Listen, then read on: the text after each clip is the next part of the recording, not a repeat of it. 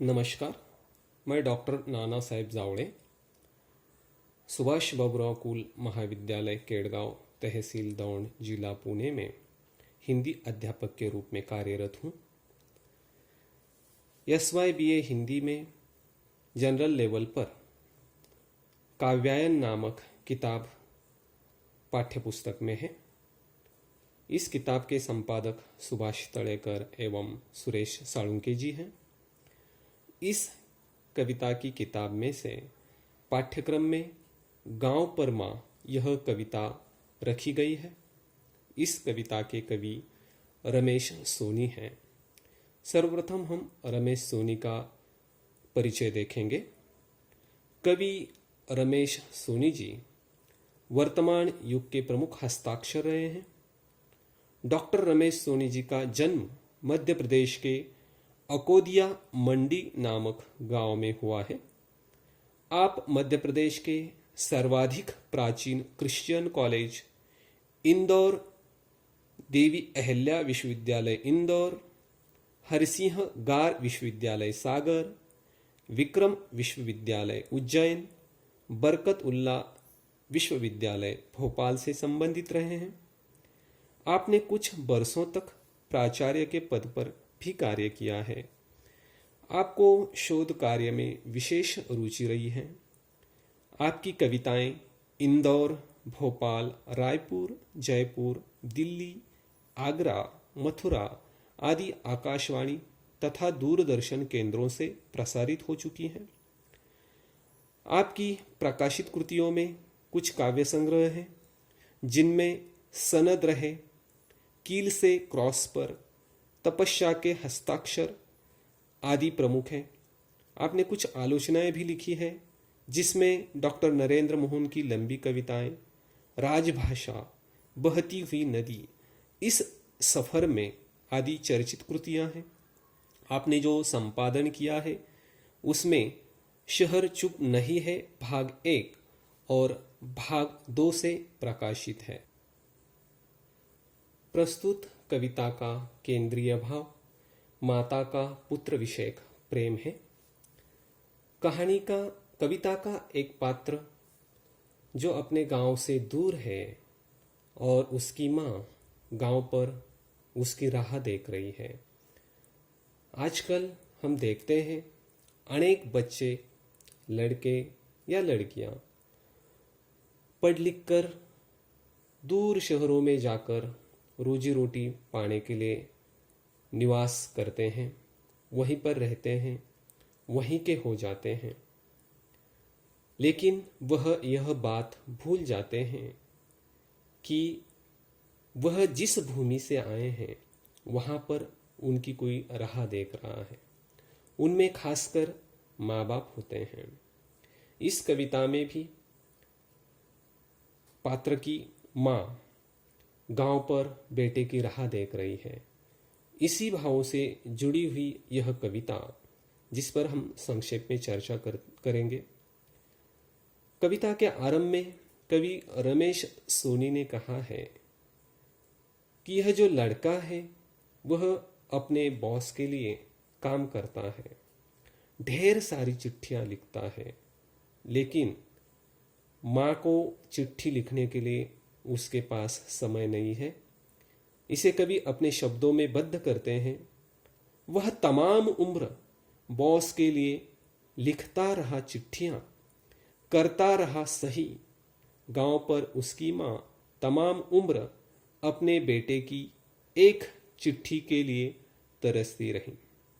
निश्चित ही यह लड़का बॉस के लिए दिन भर चिट्ठियों पर चिट्ठियां लिखता रहा होगा या रहता है, लेकिन एक साधारण सी चिट्ठी, खुशहाली की चिट्ठी लिखने के लिए क्या सचमुच उसके पास समय नहीं है? ऐसा एक प्रकार से अप्रत्यक्ष प्रश्न कवि यहाँ उपस्थित करते हैं।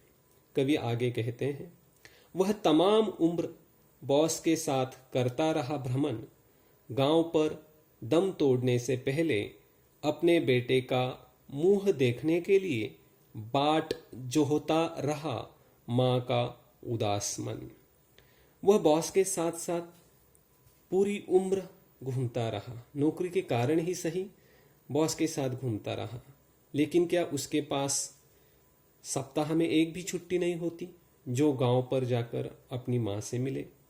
लेकिन ऐसे अनेक युवक आजकल देखने को मिलते हैं। उनके पास समय तो होता है, लेकिन वे शायद जानबूझकर अपने गांव जाना टालना चाहते हैं, या फिर शहरों में इतना रममान हो जाते हैं कि गांव पर उनकी कोई राह देख रहा है, इस बात को ही भूल जाते हैं। ऐसी स्वार्थी प्रवृत्ति पर कवि रमेश सोनी कड़ा प्रहार करते हैं।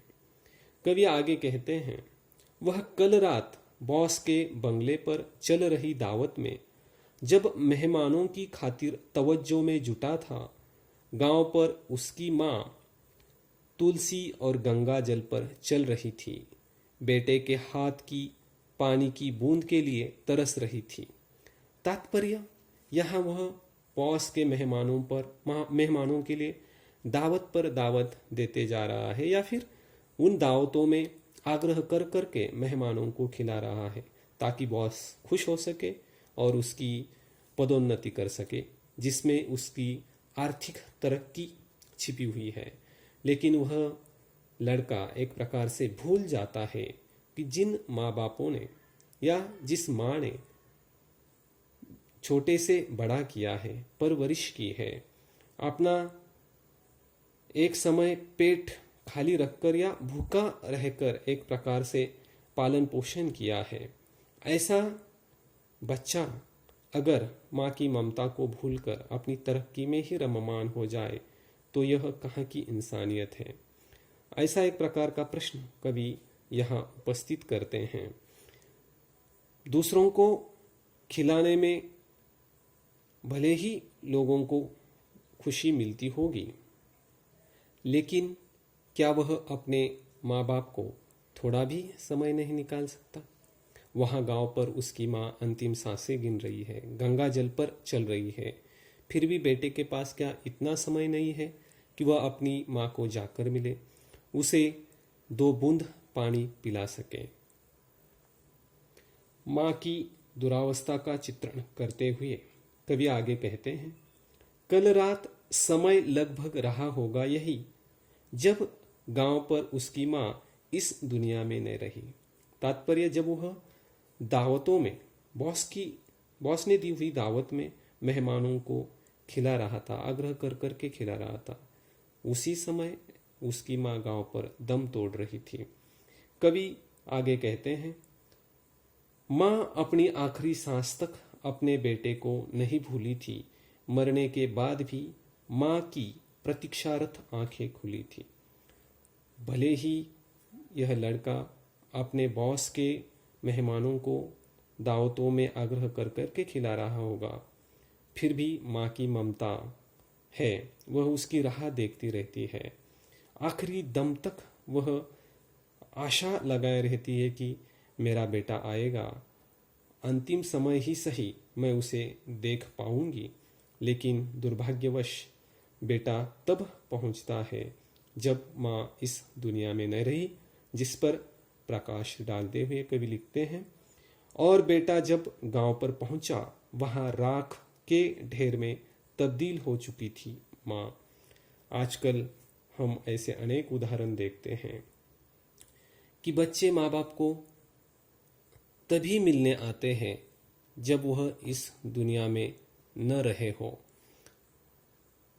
अथवा आजकल ऐसे भी उदाहरण दिखाई देते हैं कि अनेक युवक विदेश में गए हैं, गांव पर उनके माता पिता अंतिम सांसें गिन रहे हैं, फिर भी उन्हें मिलने नहीं आते, यहाँ तक कि उनके मरने के बाद भी वही से संदेश देते हैं कि गाँव वालों को कहते हैं कि आप उनका अंतिम क्रियाकर्म कर लीजिए, अब हमारा वहाँ पर समय पर पहुँचना मुश्किल है, जितने चाहिए उतने रुपए लीजिए। इस तरह के वर्तमान समय में अनेक उदाहरण देखे जाते हैं। तो यह जो बच्चों की कर्तव्य भावना में बदलाव आ रहा है, इस पर खासकर कवि प्रकाश डालना चाहते हैं। वर्तमान समय का युवक भौतिकवादी बनता जा रहा है, जिस पर कवि प्रकाश डालते हैं कि हमें इतना भी भौतिकवादी नहीं बनना चाहिए कि हम अपने सगों को ही भूल जाए, जिन माँ बापों ने हमारे खातिर खून पसीना एक किया हो, कई रातें खाली पेट उन्होंने काटी हो। ऐसे माँ बाप के प्रति ऐसा उपेक्षा भाव कतई समर्थनीय नहीं है। तो ऐसे बच्चों पर प्रस्तुत कविता द्वारा कवि एक प्रकार से कड़ा प्रहार करते हैं और माता की ममता को उजागर करते हैं। धन्यवाद।